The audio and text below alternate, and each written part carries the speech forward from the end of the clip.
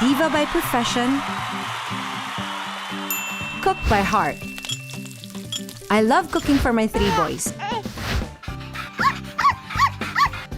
Ito ang bago kong mundo at kasama ko kayo rito. Sarap ng kainan, sarap ng kwentuhan, sarap ng kantahan.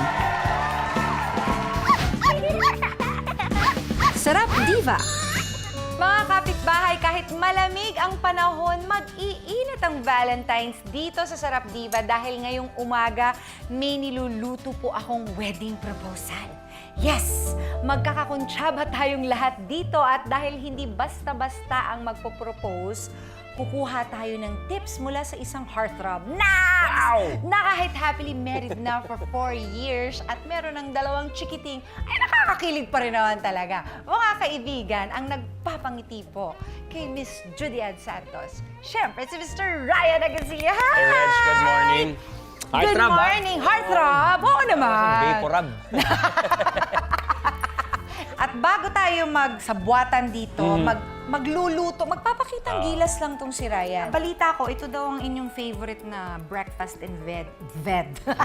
Hindi, Breakfast ano in to? bed Ito ng yung asawa tinatawag mo. naming dirty breakfast. Okay, Ayan, okay. simulan natin. Simulan na natin. French toast. French toast. Ito bang gagamitin mo? Sige. Sige. Ito bang bread kailangan medyo day-old na o pwedeng hindi?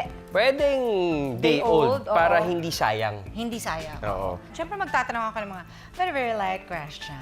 Lahat- Gano'n na ba kayo katagal na mag-asawa ni Juday?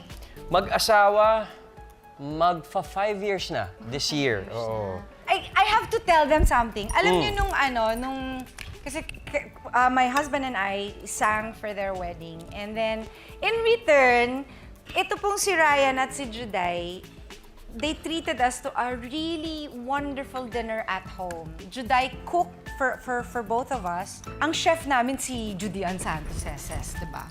Ang sosyal, tas talagang kompleto, Ricados talaga. Siyempre si Lucho, medyo mas matanda ng konti si Lucho kay Nate, Nate. yes. Pero pwede silang barkada. Oo. Ililipat natin ngayon sa plate to. Maganda kasi, completely soaked siya. Para all the goodness nandun siya.